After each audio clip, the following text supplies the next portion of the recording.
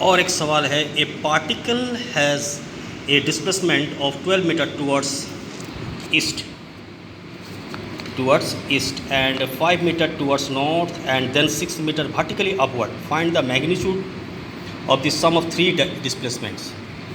So यानी एक particle जो है, आप देखिए यहाँ फिगर, O से A आया ईस्ट की तरफ 12 मीटर और फिर नॉर्थ की तरफ गया। हाँ, 90 डिग्री एंगल बना के जाएगा, इस नॉर्थ की तरफ जाएगा तो 5 मीटर नॉर्थ की तरफ गया और जहाँ पहुँचा वहाँ से ऊपर उठ गया, वर्टिकली ऊपर। कितना मीटर उड़ा? 6 मीटर। तो जहाँ से स्टार्ट किया था, ओ से स्टार्ट किया था और पहुँचा सी पे, तो आपको ओ सी का वैल्यू निकालना है। ठीक है, तो आप इसको देख लीजिए और पॉज करके फिगर भी देखिएगा और पॉज करके क्वेश्चन भी देखिए और इसका मैं सॉल्यूशन बनाता हूँ। ठीक, तो आप देखिए पहले नॉर्थ में टुवर्ड्स नॉर्थ 12 मीटर गया है, तो समवेयर लाइक यहाँ पर वो 12 मीटर जाएगा डिस्प्लेसमेंट ईस्ट साइड में। और मैंने बोला था कि यहाँ पर 3 वेक्टर को ऐड करना पड़ेगा। यहाँ पर ये यहाँ से गया टूवर्ड्स नॉर्थ, तो ये एंगल 90 डिग्री बना के जाएगा। ईस्ट गया फिर नॉर्थ गया और फिर वर्टिकली ऊपर चढ़ गया 6 मीटर। सो वर्टिकली ऊपर चढ़ गया 6 मीटर, तो ये 6 मीटर हो गया। ये 5 मीटर इधर गया टूवर्ड्स नॉर्थ और फिर वर्टिकली 6 मीटर ऊपर चला गया। और आपको डिस्प्लेसमेंट निकालना है फाइनली कहाँ से पहुँचा। ठीक है, तो मैं इसको ओ मान लेता हूँ, इसको ए मान लेता हूँ, इसको बी मान लेता हूँ, इसको सी मान लेता हूँ और 3 वेक्टर का सम करना है आपको। एक वेक्टर टुवर्ड्स ईस्ट, दूसरा वेक्टर टुवर्ड्स नॉर्थ और तीसरा वेक्टर वर्टिकली अपवर्ड। और मैंने पहले भी कहा था कि 3 वेक्टर का सम ये नहीं है कि 5 केजी चावल लिए, 12 केजी चावल लिए और 6 केजी चावल लिए और तीनों को इकट्ठा जोड़ दिया कि कितना चावल हुआ भाई, तो 12 5 17 6 23। ठीक, इस यहाँ पर वेक्टर में ऐसा ऐड नहीं होता है। ठीक है, आप दो को एक साथ ऐड करना पड़ेगा। आप किसी 2 को ऐड करिए, तो मैंने पहले इस 2 को ऐड करेंगे, फिर उसका जो रिजल्ट निकलेगा उसके साथ 3rd को ऐड करना पड़ेगा।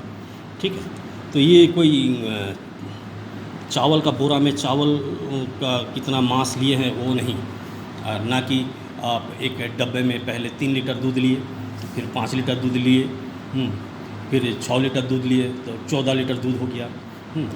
ऐसा नहीं ऐड कर सकते हैं, आपको वेक्टरली ऐड करना पड़ेगा। और यहाँ से जो वर्टिकली अपोजिट अपवर्ड उठ है, इस प्लेन से वर्टिकली ऊपर उठ गया है, तो यहाँ पर भी ये एक 90 डिग्री का एंगल बनाएगा। ठीक है, तो ये वेक्टर टुवर्ड्स ईस्ट है और ये वेक्टर टुवर्ड्स नॉर्थ है और दोनों का बीच का एंगल कितना डिग्री होगा? 90 डिग्री एंगल होगा। ठीक है, और ये वेक्टर टुवर्ड्स नॉर्थ है और इसी प्लेन पे है और फिर यहाँ से वर्टिकली ऊपर उठ गया, तो ये एंगल भी 90 डिग्री होगा। ठीक है, this angle is also 90 degree and we will use the proper rule of addition of vector. So magnitude of O B का लंबाई कितना होगा? ओ बी का लंबाई हम लोग निकालेंगे वेक्टर से। इसको हम लोग मैग्नीट्यूड बोलते हैं, इस तरह से डिनोट करते हैं। तो इसका वैल्यू हो जाएगा अंडर रूट ये ओ ए का स्क्वायर, वेक्टर ओ ए का स्क्वायर प्लस ए बी का square plus twice vector O A into vector A B into cos of 90 degree. So vector O B निकल जाएगा आपको, ओ ए का स्क्वायर यानी 12 square ले लेंगे और ये 5 square plus 2 into 12 Guna 5 Guna cos of 90 degree, और कॉस 90 डिग्री 0 होता है, तो ये टोटल टर्म 0 हो जाएगा। सो योर ओ बी का जो मैग्नीट्यूड हो जाएगा ये 144 144 प्लस 25 और ये 0 हो जाएगा। सो ओ बी जो हो गया मेरा अंडर रूट 169 हो गया बराबर 13 यूनिट। ठीक है, 13 मीटर, दैट इज 13 यूनिट मतलब 13 मीटर। ठीक है, मीटर दिया हुआ है। सो ओ बी मेरा निकल गया। अब ओ बी निकालने के बाद फिर मैंने बोला ना कि फिर ओ बी के साथ ओ सी को ऐड करना पड़ेगा, फिर वही रूल लगेगा। ओ बी के साथ बी सी ऐड करके ओ बी के साथ बी सी को ऐड करेंगे, वेक्टर के जैसे ऐड करने का नियम है उसी नियम से, और फिर हमको ओ सी पता होगा तो ओ सी फिर वही फॉर्मूला होगा जो कि हमको निकालना है मैग्नीट्यूड। तो हो जाएगा ओ बी का स्क्वायर प्लस बी सी का square plus twice of O B into B C into cos of 90 degree, ठीक है। सो ये हो जाएगा आपका ओ बी कितना है 13, यानी 13 का स्क्वायर प्लस बी सी कितना है 6 का square plus twice 13 into 6 into cos of 90 degree, ठीक है। तो आप लोग दोनों सवाल में देखें, इसमें भी cos 90 डिग्री लगा, इसमें भी cos 90 डिग्री लगा, दोनों पार्ट में इसी सवाल का। तो दोनों पार्ट में 90 डिग्री लगा, मतलब ये आप एक इम्प्रेशन आपका दिमाग में ये नहीं आना चाहिए कि हर सवाल में 90 डिग्री होगा। No no, not that. इस सवाल में 90 डिग्री हो रहा है क्योंकि ईस्ट और नॉर्थ का बीच का एंगल 90 डिग्री, और जो ईस्ट और नॉर्थ का प्लेन है ऊपर, उससे अगर ऊपर उठ जाएंगे वहाँ भी एंगल 90 डिग्री ही बनेगा, वर्टिकली अपवर्ड चला गया तो इसलिए 90 डिग्री है। ऐसा नहीं कि हर सवाल में आप 90 डिग्री यूज़ करेंगे। So it's not like that. So it is going to be 169 plus 36 plus ये 0 हो जाएगा, cos 90 0 होता है तो टोटल टर्म 0 हो जाएगा। तो इसका वैल्यू आ जाएगा ऑलमोस्ट 205, और 14 का स्क्वायर होता है 196, और 205 उसी का नज़दीक है तो आ जाएगा ये 14.3 अप्रोक्सीमेटली, इतना मीटर अप्रॉक्स।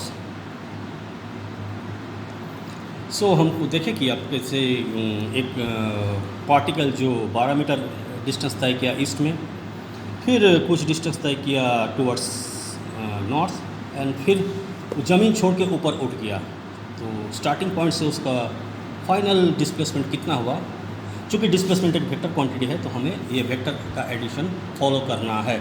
अगर ये स्केलर क्वांटिटी होता तो हम सीधे ऐड कर देते 12 + 5 17 6 23। अगर ये पूछा जाए स्केलर क्वांटिटी कि ये बच्चा कितना दूर चला है, कितना डिस्टेंस चला है, तो वो डिस्टेंस जो है वो आपका स्केलर क्वांटिटी है। तो ये 12 मीटर चला है, फिर 5 मीटर चला है, 17 मीटर, फिर ऊपर 23 17 6 23, यानी 23 मीटर ये टोटल चला है। डिस्टेंस जो है वो आपका स्केलर क्वांटिटी है।